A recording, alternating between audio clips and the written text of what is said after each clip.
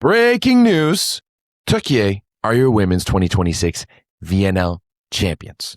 If you haven't heard already, which is pretty much impossible if you enjoy volleyball and are on social media of any kind, the Turkish women are the champions of the VNL for the first time since 2023, taking down Brazil 3-1 in the final. And honestly, I'm just going to put it out there right there. They deserved it. They looked awesome throughout the entire weekend. Turkiye are back on top, and so, of course, is this woman right here, Melissa Vargas. She was outstanding, scoring 33 points in the final and getting aptly named the MVP of the VNL as well. And before I jump into breaking everything down, I have to say this is actually a really great VNL. I thought the matches were entertaining. All but the Italy against Netherlands match in the quarterfinals, all of the other matches were entertaining. They were really good competition. And I think you have to give a shout out to Macau. They did a phenomenal job hosting this final. The production, and I think some of that credit actually has to go to Volleyball World as well. The production and everything that went on in the finals, the stands were packed. There was fans in the stands. They were loud. They were engaged. The stadium looked amazing. The presentation of the trophies and everything at the end looked really good, with all the LED screens and everything that they were doing. Overall, this was a really good looking and really entertaining VNL finals. And as I said, Turkiye won this one 3-1, and this was a really entertaining back and forth match. And there was so many lead changes in the first three sets. One team would go up by 4 points and the other team would come back and then take a lead, and the other team would come back and take a lead. And it was literally a ping pong match throughout the first three sets. Now, Turkiye did come out to like an 8-2 lead at the beginning of the fourth. Brazil was not done. They brought it all the way back, and it was honestly a battle all the way through. Like, it wasn't the cleanest game at times. There were some errors, if not necessarily on the court, but tactically you could tell that sometimes it just wasn't working out for each of the teams. But overall, it was a really, really good ball we were watching and very deserving of a final. Now, Brazil did a really good job with their block in the first set. In the first set alone, they had 5 blocks and 5 touches. They were all over Turkiye, and more importantly, they were all over Melissa Vargas, because in the first, Vargas wasn't great. She was 2 for 12 in attack with a -9% efficiency. She did get 3 blocks though. And I mean, the first set was just a block fest all around, and you love the matchup between Melissa Vargas and Anna Cristina, 2 teammates, 2 pals from playing for Fenerbahce. And you can tell that these were 2 players who knew each other so well, because it was just block on one side and block on the other side and block on one side and block on the other side. It was a lot of fun. And now, early on in that first set, or early on in this match, it did look like Brazil was maybe going to be able to do what they did against Italy in the semifinals, which was just shut down the right side of the court, shut down one of the best attackers in the world. But it didn't last very long. It did not last very long. And I think Melissa Vargas in this match really proved that she is one of the most, now actually scratch that, she is the most dynamic attacker in the world, especially in the opposite position. Because after going 2 for 12 in the first set with a negative efficiency, she was 9 for 13 in the second, hitting a 69% with a 53% efficiency. She was 9 for 15 in the third set, hitting a 60% with a 40% efficiency. And then she was 7 for 13 in the fourth, hitting a 54% with a 46% efficiency. She was just so damn good. And I mean, overall, 33 points. She had 3 blocks, 3 aces, but also 12 digs. 12 digs. And that was the big thing. In the first set, it looked like Vargas had no interest whatsoever playing defense. And as the game progressed, especially, later into the later half of the second set, into the third, her defense really started to come together, and she was making big plays for Turkiye all game long. And honestly, that block defense relationship is what helped win Turkiye this game. And if you look overall on the overall dig stats, they made 63 digs in this match compared to only 54 for Brazil. And I mean, that's only 9 digs difference, but that really was kind of the difference. To me, it was the blocking and the serving. The serve block and the block defense relationship for Turkiye were so good. 7 aces and 9 errors for Brazil. Brazil also passed to 57% positive and 24% perfect, whereas Turkiye, 7 aces, only 5 errors, and they passed 57% positive and 25% perfect. So even though they're just slight numbers, Turkiye had a better ace to error ratio from the baseline, and they are also slightly better in reception as well. And ultimately, it's those little things that made a difference, right? And as I mentioned, even though Turkiye took a really big lead in that fourth set, they were up 8-2. Brazil did not stop. They started to come back and made that push. And honestly, I have to say, before I even get into Turkey, I was so impressed by how Brazil played all weekend long. I mean, this is a team who's missing their best player in Gabi. They're missing their best player from the VNL in Julia. They're missing Nieme. They're missing Tainara. They're missing 4 key players on this roster, and they still made it all the way to the finals, beating Italy in the semis, which we will talk about in a little bit as well. But man, Brazil really hats off overall for their performance over the course of this weekend in the VNL finals. Now, as I mentioned for Turkiye, Brazil was doing a really good job at shutting down, especially Vargas in that first set. And throughout the first set, maybe a little bit of the second and third, it did maybe look like it was going to be able to work. But there was a few key differences for Turkiye. First and foremost, as I mentioned, I think Melissa Vargas is just more dynamic than like an Antropova or an Agonu or other opposite hitters, right? She's really mobile. She can hit on different areas of the court. We saw her hit up the pipe. We saw her hit the C ball. We saw her hit inside balls. We saw her hit towards the antenna. She can go tee. She can go thumb down. She can go wrist away. She can go thumb up. There's just so many shots at her disposal. But also, I think the biggest difference for Turkiye compared to Italy is that Turkiye really got a lot of help from both Hande Baladin and İlkin Aydin. Baladin ended the match with 19 points, Aydin with 15, and, Baladin was 17 for 35, Aydin was 12 for 30, but both of them were fairly efficient, neither of them making too many errors and really showing up in some key times, especially when Melissa Vargas is out there making 12 digs in this match. There's plenty of times in transitions where she's on the ground and they needed to give that ball to the outside. It wasn't just the Melissa Vargas show. Yes, she was the star character, but her supporting cast was really, really good. As I mentioned, that block defense relationship was really strong. They had 14 blocks, 14 positive block touches, and 63 digs. They were just really able to stifle the Brazilian comeback time and time again. And when you have a hitter like Melissa Vargas who's just able to go out there and put balls away, that's ultimately what they did. And I think the way they played this match was really, really strong. Now, there was a lot of Turkish fans, whether it was in my chat or in the Discord or just in social media, who were saying this Turkish team was giving vibes of 2023. I don't know if I necessarily agree with that. I honestly think that this was a little bit more detailed from Turkey than we saw in 2023, where they just kind of overpowered everyone. No one really knew what to do with Karakurt and Vargas. But remember, there was no Ebra Karakurt in this match, nor for the entirety of the VNL, and yet Turkiye is still standing at the winners at the end of it all. And, who knew for a team like Turkiye, who, yes, they're really known for their high-powered offense, that defense would also be the big thing. As I mentioned, Vargas with 12 digs, but he also had Gizem Orge with 19 digs, making some huge plays at some big moments. She also passed 70% positive with a 35% perfect pass rating on 23 targets. So she was out there dropping dimes. And, there's so much controversy, not controversy, but there's so much criticism on players like Hande Baladin and Gizem Orge amongst Turkish fans. And there's so many people who look down on Hande Baladin especially, but I thought she was instrumental for Turkiye all throughout this tournament. And as I said, yes, Melissa Vargas was the star of the show, but they do not win this championship if it's not for Hande Baladin. And, in the Canada match of the quarterfinal, she took some really big swings. Against China, she showed up really, really well. And then especially in this match, at key moments, at key times, Hande Baladin was great. She scored 4 in the second. She had 6 in the third. And the third was a tight 26-24 win where each team had big leads at certain points in the set. It was just a back and forth affair.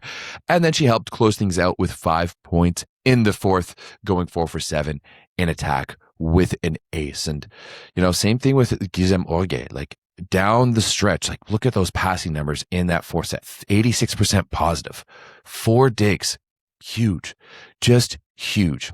Same thing with İlkin Aydin too, 15 points in the final. She had 31 targets and, she was the most targeted player on Turkey. She passed 57% positive, 23% perfect, was only aced 1 time, was super efficient, well hitting 40% with a 30% efficiency, got 2 blocks, got 4 digs. It was, once again, a really big team effort all around for Turkiye.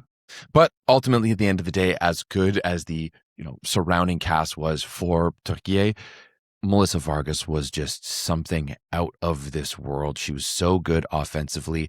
She was crushing balls. She was making blocks. She was getting aces. But the defense that she plays just proves just how well-rounded of a player she is. And right now, in this moment, and this is something that changes almost on a season per season basis, like Melissa Vargas, over the course of this VNL, right now in women's volleyball, you have to say she's the best player in the world. You have to say it. Like, this was such a well-deserved MVP. She averaged 6.66 points per set over the course of this VNL. That is absolute mind-boggling. Like, the next highest player was Kira Van Rijk. And those are the only 2 players who are averaging over 5 points a set. Everyone else is only averaging 4. So Melissa Vargas, in the way she's doing it, like when you look at some of these stats, like she played 4 less matches than Kira Van Rijk, or I guess a couple less matches because, she got to play 2 more in the playoffs, but man, 6.66 points per set. And when you're looking at defensively as well, like these are the final statistics. She was out there, like she was making digs, and she made 35 digs over the course of those finals, which was essentially 4th because Vong and Marcel's tied with 42 digs each. But she's not getting receptions. Receptions is when you pass free balls. She only passed 5 free balls. So her 35 digs are digs. Like, she's going out there and strapping it on defense. If it's a free ball situation, you want her pulling out and getting ready to attack because she's one of the best, if not the best attacker in the world at the moment. But man, making 35 digs with a 76% success rate, that is so damn good. And especially like looking at all the other players in this list, sure, you've got Rosa Maria, who's another opposite player, but she's known as being an opposite player who plays all around. Like, you're not seeing, Antropova is pretty close there, and she's a 9th, but she only made 19 digs compared to 35 for Melissa Vargas. And one thing that's honestly really annoying at this point and needs to stop is the bitter ass fans in comment sections overall. And I mean, I did bill this final as being the most toxic final of all time between 2 of the most toxic fan bases as possible, because afterwards the Brazilians going on and on about how they just have one player and she's not even Turkish, no, all this bullshit. As I talked about, it wasn't just one player. If they didn't have Baladin and Ilkin Aydin and Gizem Orke, I haven't even mentioned Elif Şahin either, and I thought Şahin did a really good job at running this offense. Zahra Güneş and Şenay Jakasal, they didn't have the best final. It really wasn't up to the standards that we expected both of them, but they're still pretty good. Like, if they didn't have that core group, Turkiye does not win this championship. And on top of that, it's real fucking ironic hearing that from Brazilian fans, considering Leal helped you win a gold medal at the Olympics back in 2016. Another Cuban who you naturalized. So guys, just calm down. I did see plenty of Brazilians defending Vargas, congratulating the Turkish team, but man, the vitriol was just not needed. And on the other side, Turkish fans, you also need to calm down, man. So many of you going after Key Michael just for talking about Vargas and not mentioning the other players enough is just bullshit. Can we all just be friends? It's too much sometimes. And I do kind of get it on the Brazilian fan side of things, because this must be frustrating, right? They have now lost 5 times in the VNL finals, right? They have the most medals of all time. They are the only team with 5 medals, and they have 5 silvers. They have the most amount of VNL semifinals won, right? They've only missed out on the Final Four 1 time, and that was back in 2023, and they have yet to be able to win that gold medal, whether it's losing to the United States, whether it's losing to Italy, whether it's losing to Turkiye. Brazil just really coming close, always the bridesmaid, never the bride. So I can kind of understand the frustration. But at the same time, I do think you need to look at this Brazilian team and go, man, they did pretty damn good.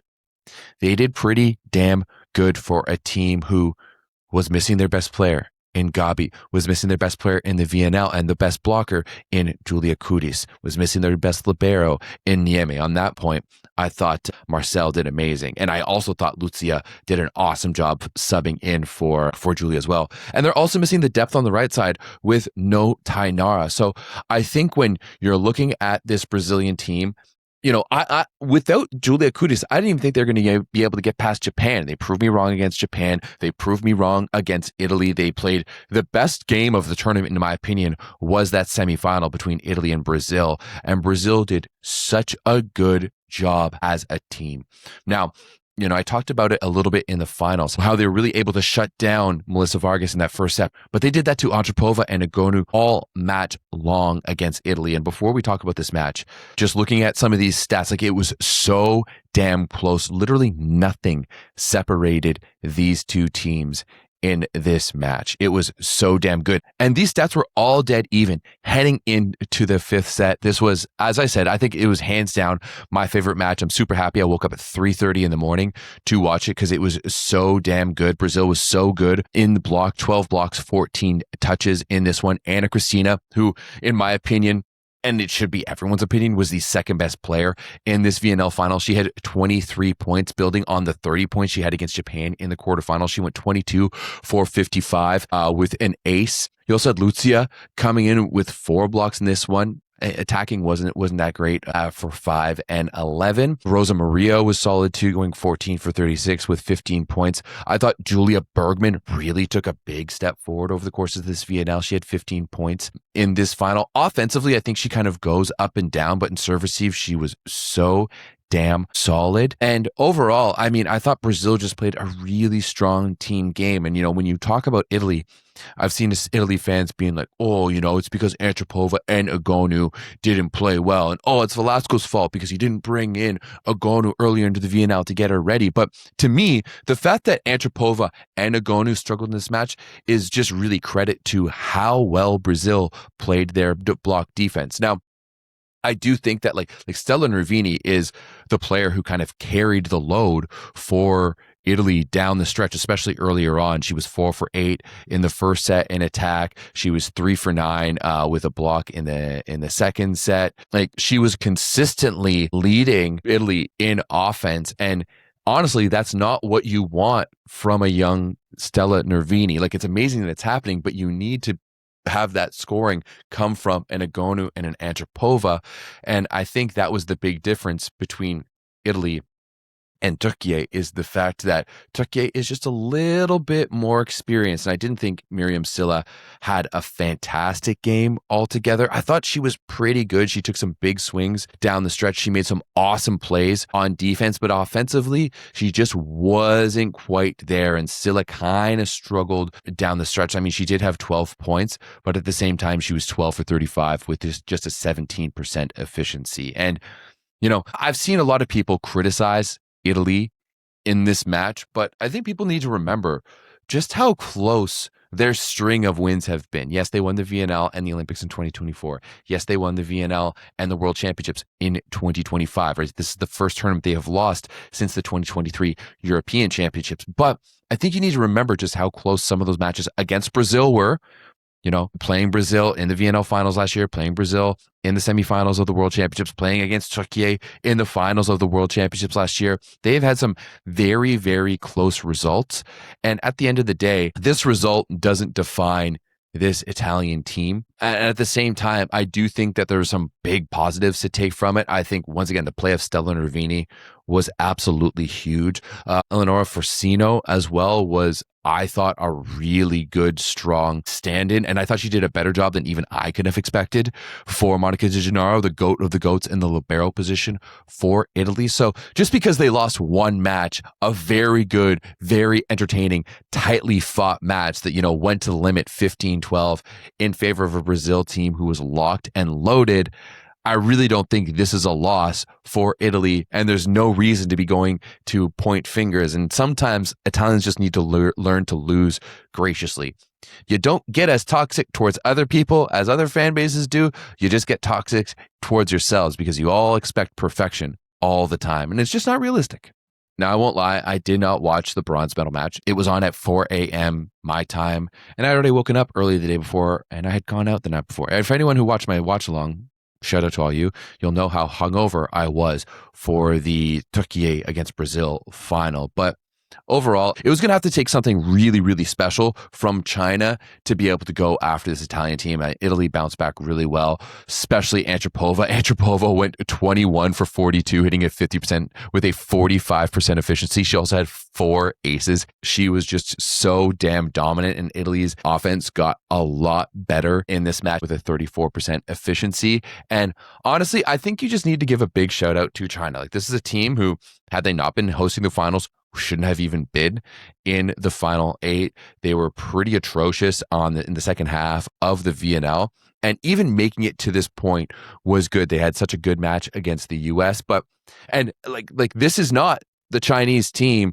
that we will see come the World Championships, come the Olympics. There's a lot of pieces to this puzzle that still need to come back and that are currently injured. So for them to finish top 4 with the injuries and the young team they have right now is quite exceptional. Zhang Yushan was amazing all tournament long. That's 2 VNLs in a row where she's been great.